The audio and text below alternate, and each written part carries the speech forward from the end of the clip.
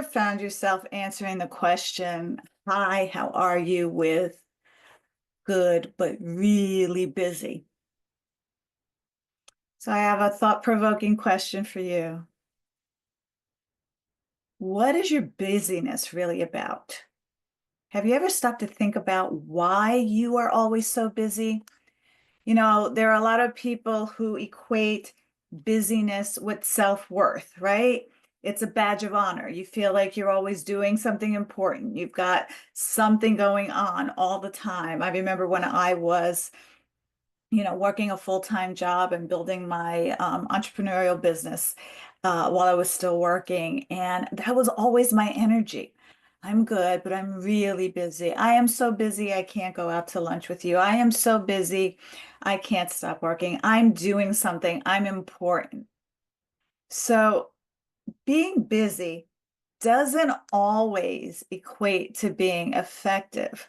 When we talk about productivity, in the sessions that I do with my clients, we do have a productivity session.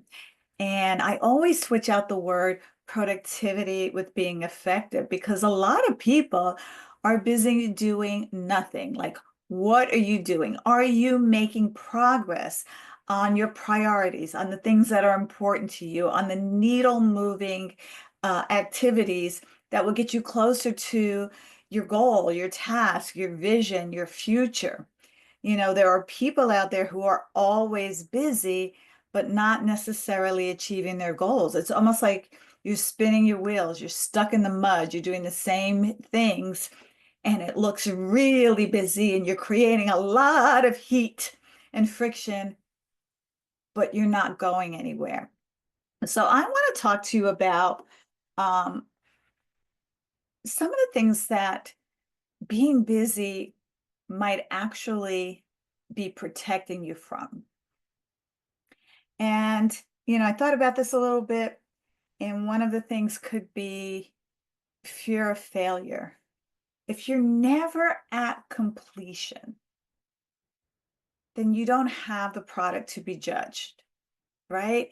It avoids confronting potential failure about the thing. I mean, people who've been writing a book for 10, 15 years, 5 years, whatever, or I've been working on this project. I've talked to a lot of people about enrolling with me in coaching, and they're always like, well, I'm so busy now, I'm too busy, I need to do XYZ. And when I do all of that, as soon as I do all of that, I call it as soon as disease, then I'll be able to have time for my coaching because I really want to be able to devote all this time to coaching, which is an excuse, quite frankly. I had a stronger word I was going to use, but it's basically an excuse. And usually when I check in with those same people 6 months, a year, sometimes up to 2 or 3 years later, they're still in the process of accomplishing that. But this happened and I couldn't do it, and that happened and I couldn't do it, and this happened. So they have excuse after excuse after excuse as to why they can't get the main thing done that they want to get done because they're always so busy. Then you've got people who are genuinely fearful of being successful. So they kind of self-sabotage in a way because, it's a fear, right? There are so many hidden fears that keep us from accomplishing what we say we want to accomplish. And like, what if it doesn't turn out the way we hoped it would? What if people look at me differently? What if the grass isn't greener on the other side? What if it's too hard? What if the process of changing changes me? People view me different. What are people going to think? It's all of those what ifs if I actually did the thing that I've been saying I want to do. What if it doesn't feel right?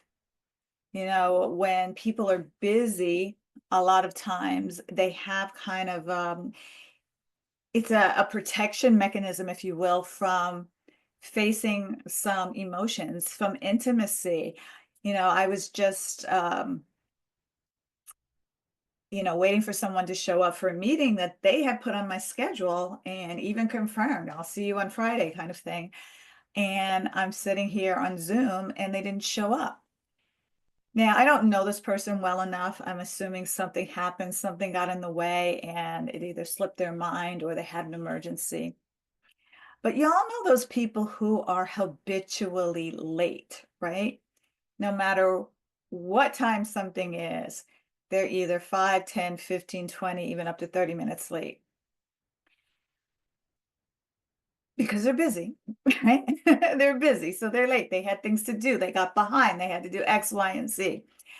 Um, and that can indicate a fear of intimacy, facing your emotions, facing your feelings, because you are so busy being busy and constantly having these distractions that you don't have time to stop and feel, right? If you were to stop and if you were to have time on your hand, you might have to face some things that you didn't want to face. You might have to have some conversations that you're just not willing or ready or able to have right now. You might have to sit in your feelings and have some emotion coming up. And it's a great avoidance technique to be too busy. So in general, society tends to reward us for being busy. You know, if we slow down or if we have free time, I've had a lot of clients do this. This is so funny. I had one client who was always busy, couldn't work on his business because he was so busy at work. He had teams he was managing. He didn't have time to work out. He didn't have time to do things that he liked to do. He didn't, take vacations and stuff. He was always busy. His job was really important. So he worked with me for about a year and a half, and I taught him some, we worked together on some ways where he could free up time because time doesn't come to those who find it. Time. What is the quote? Time comes to those who make it, not to those who try to find it. So he had to really reprioritize things so that he had the same, 24 hours a day that we all do. He had to reprioritize things so that he could free up time to do some things that mattered to him, that were important to him. And when he eventually got to that point, and the funny thing is, it happens gradually.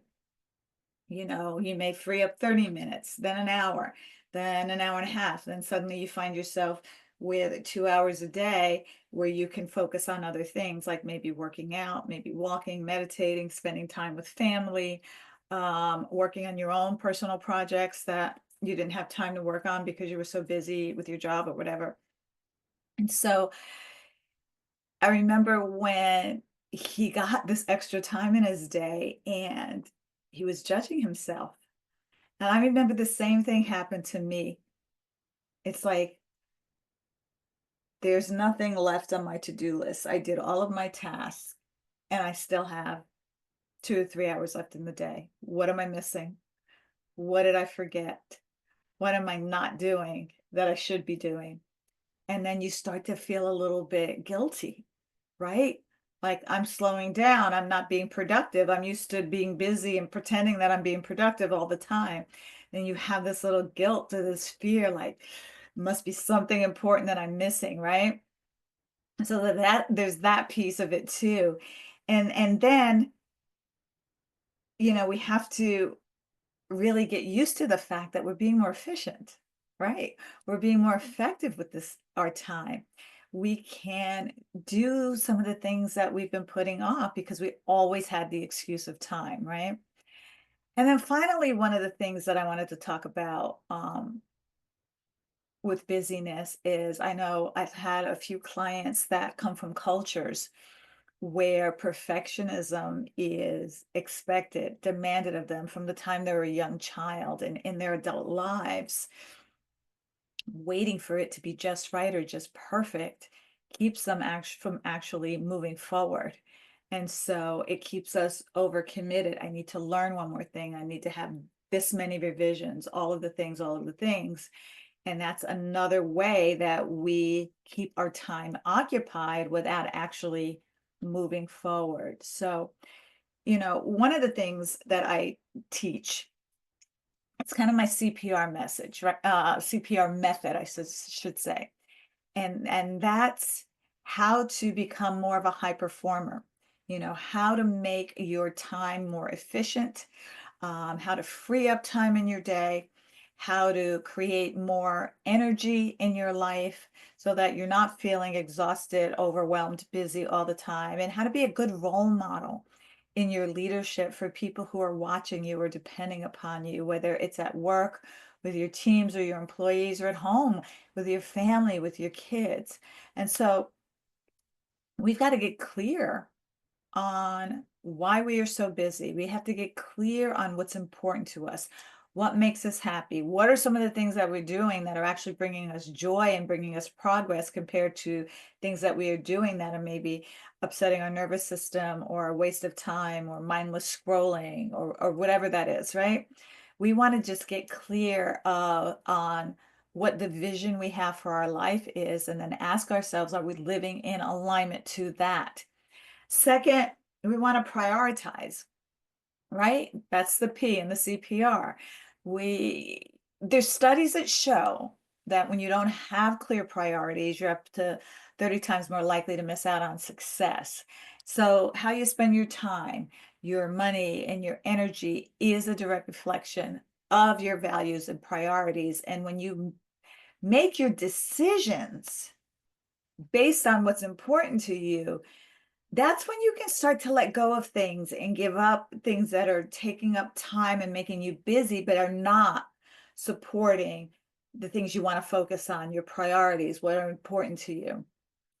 And then the R is the responsibility, right? We've got to be responsible for setting and creating boundaries that protect our time, protect what's important to us, protect our priorities, our intention for the day, week, month, quarter, year, whatever that looks like. Because what tends to happen is we make poor choices when we say yes to everything to please everyone around us. And that's how we end up overcommitted. And then overcommitment leaves us exhausted and overwhelmed, and it's the enemy of excellence. So we no longer show up in excellence. We show up tired. We show up stressed. We show up overwhelmed. And so we end up not showing up as our best selves, doing our best work, showing up in excellence. So it's really important not only to have your boundaries, but to communicate them, because I know so many people who communicate boundaries with a look of exasperation or an eye roll or a neck roll or a huff or a puff. That's not communicating what your boundaries are. That's you being disappointed that they didn't read your mind, and they should know what your boundaries are. I'll give you a quick example. This is my office here. And when I was doing more real estate work alone without the assistance of my husband so much, all the real estate files and everything were in here on the bookshelf. And then there came a point in my life where I did not want to focus so much on real estate, but on my coaching and consulting and speaking business. So I gave up control, which was devastating. It was so hard. It was the best thing I ever did for myself and for our relationship. So I gave up control, asked him to take a more active role in the business.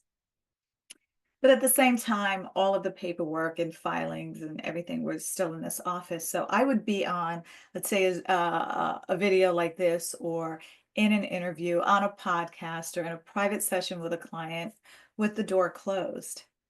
But when my husband needed something for the real estate business, he would knock on the door and open. And I would get exasperated, like, doesn't he know what the closed door means? I'm sure some of you've been there, admit it. I was exasperated because obviously having the door closed meant that I couldn't be disturbed. But he felt he was respecting the closed door by knocking on it.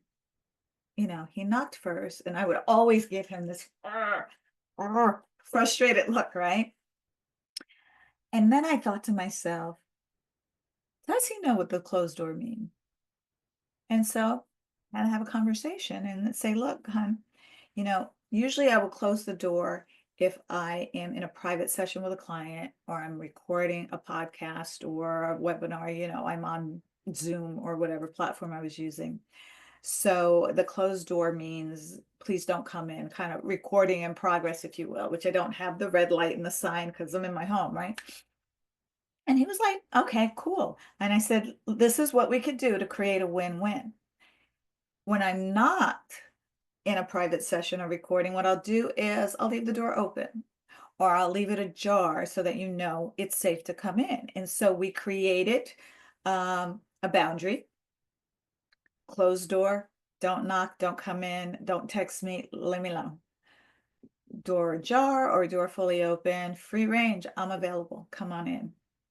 And it just took me communicating what the closed door was and not assuming that he knew. So how many of you get caught up in the assumptions that they should know by your facial expression, by your exasperated look, by whatever it is you do that has clear meaning to you, but doesn't have clear meaning to them? So that's what I wanted to talk to you about today. I just wanted to give you something to think about so that you can turn your busyness into more productive time, but also free up more time for what really matters to you, for what's important to you, to remove that busy as a badge of honor, to stop using being busy as a defense mechanism, to protect you from doing what you really need to do to move your business forward, or your life forward, or your health forward, or your relationship forward, whatever it is, because you're too busy to focus on it. It can be an avoidance technique as well. So ask yourself the important question: what is my being busy really saying about me? What is it keeping me from? What is it protecting me from? And get kind of honest with yourself.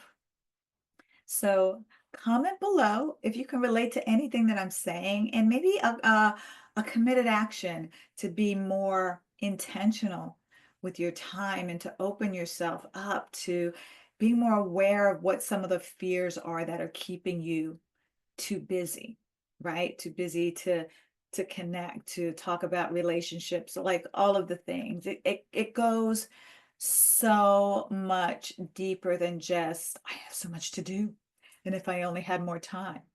And be a little bit honest with yourself about it.